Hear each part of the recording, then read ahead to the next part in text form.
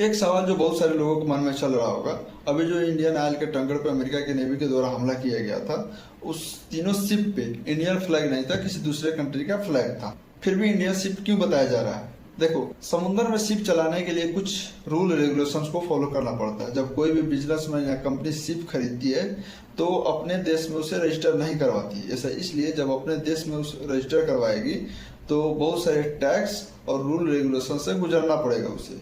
इसलिए वो लोग क्या करते हैं, पुलाव, लंबिया और पलामा जैसे छोटे छोटे देश में जाकर के उस शिप को रजिस्टर करवाते हैं, उस देश का फ्लैग अपने शिप पे लगवा लेते हैं।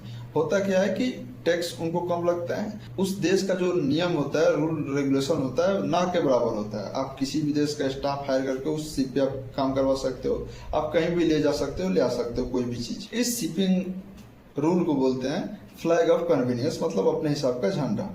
आप ऐसे समझो कि आप कोई भी दुकान ओपन कर रहे हो तो वो इंडिया में चल रहा है, लेकिन जो रजिस्ट्रेशन हो रहा है वो किसी दूसरे कंट्री में हो रहा है, लेकिन जो दुकान चल रहा है इंडिया में चल रहा है। ऐसे सेम। लेकिन सवाल ये है कि उस शिप पे दूसरे कंट्री का फ्लैग लगा हुआ था, फिर भी इंडिया का क्यों बताया जा रहा है?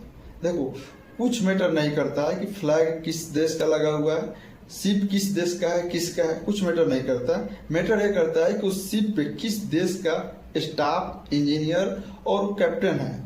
90% जो मर्चेंट नेवी में लोग जाते हैं वो इंडिया से जाता है। उन्हें कुछ मतलब नहीं होता है किस देश का फ्लैग लगा हुआ है।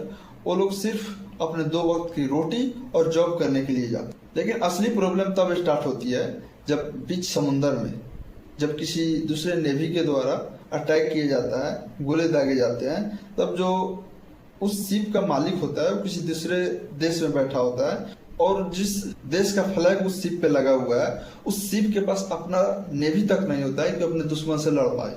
और जब हिंदुस्तान की लोग की बात आती है तो उस बीच बाहर में इंडियन लोग फंसे होते हैं, इसलिए इंडिया की सांसें रुक जाती है, पूरे इंडिया की सांसें रुक जाती है उनके दुख दर्द को सुन करके।